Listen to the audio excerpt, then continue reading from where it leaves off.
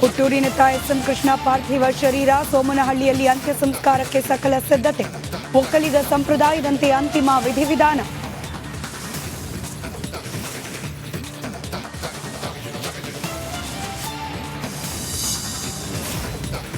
ಸೋಮನಹಳ್ಳಿಯತ್ತ ಅಜಾತಶತ್ರುವಿನ ಅಂತಿಮ ಯಾತ್ರೆ. ರಸ್ತೆ ಇಕ್ಕೆಲಗಳಲ್ಲಿ ಕೃಷ್ಣ ಪಾರ್ಥಿವ ಶರೀರಕ್ಕೆ ಪುಷ್ಪನಮನ.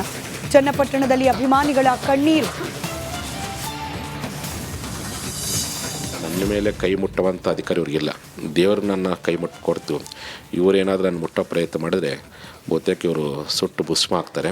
ಇವರೇನಾದರೂ ನನ್ನ ಮುಟ್ಟೋ ಪ್ರಯತ್ನ ಮಾಡಿದ್ರೆ ಬಹುತೇಕ ಇವರು ಸುಟ್ಟು ಭಸ್ಮ ಆಗ್ತಾರೆ. ನನ್ನ ಪಂಚಮಸಾಲಿಗಳ ಮೇಲೆ ಗೋಲಿಬಾರ್ ಮಾಡುವ ಪಿತೂರಿ. ನಮ್ಮನ್ನ ಮುಟ್ಟಿದ್ರೆ ಸರ್ಕಾರ ಭಸ್ಮ. ಸಿದ್ದರಾಮಯ್ಯಗೆ ಜಯ ಮೃತ್ಯುಂಜಯ ಶ್ರೀ ಖಡಕ್ ಎಚ್ಚರಿಕೆ.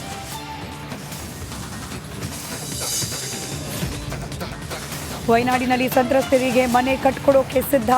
ಕೇರಳ ಸಿಎಂ ಪಿಣರಾಯಿಗೆ ಸಿದ್ದರಾಮಯ್ಯ ಜ್ಞಾಪಕ ಪತ್ರ. ಗಾಂಧಿ ಕುಟುಂಬದ ಪರ ರಾಜ್ಯ ಸರ್ಕಾರ ಕೆಲಸ. ವಿಜಯೇಂದ್ರ ಕಿಡಿ.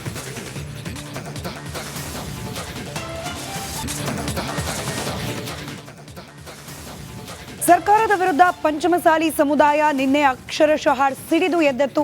ಬೆಳಗಾವಿಯ ಸುವರ್ಣಸೌಧ ಮುತ್ತಿಗೆಗೆ ಪ್ರಯತ್ನ ಮಾಡಲಾದ ಸಂದರ್ಭದಲ್ಲಿ ಲಾಠಿ ಚಾರ್ಜ್ ಅನ್ನು ಪಂಚಮಸಾಲಿ ಸಮುದಾಯದ ಪ್ರತಿಭಟನಾಕಾರರ ಮೇಲೆ ಮಾಡಲಾಗಿತ್ತು.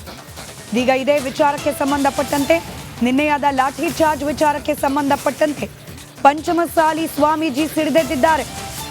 ಪಂಚಮಸಾಲಿಗಳನ್ನ ಮುಟ್ಟಿದ್ರೆ ಸರ್ಕಾರ ಸುಟ್ಟು ಭಸ್ಮವಾಗುತ್ತೆ ಅಂತ ಹೇಳಿ ಖಡಕ್ ಎಚ್ಚರಿಕೆಯನ್ನ ನೀಡಿದ್ದಾರೆ. ಜಯ ಮೃತ್ಯುಂಜಯ ಶ್ರೀಗಳು. ಪಂಚಮಸಾಲಿಗಳ ಮೇಲೆ ಗೋಲಿಬಾರ್ ನಡೆಸುವ ಪಿತೂರಿಯನ್ನ ಮಾಡಲಾಗಿತ್ತು.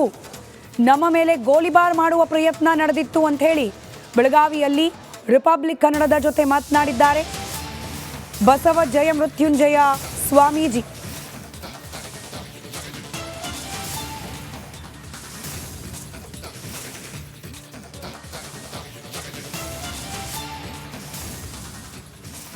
ಅಂದರೆ ಇಲ್ಲೊಬ್ಬ ಲಾಠಿ ಚಾರ್ಜ್ ಪ್ರಯತ್ನ ಮಾಡಿದ್ದು ನಾವು ನಿಮ್ಮನ್ನೆಲ್ಲ ಉಳಿಸಿ.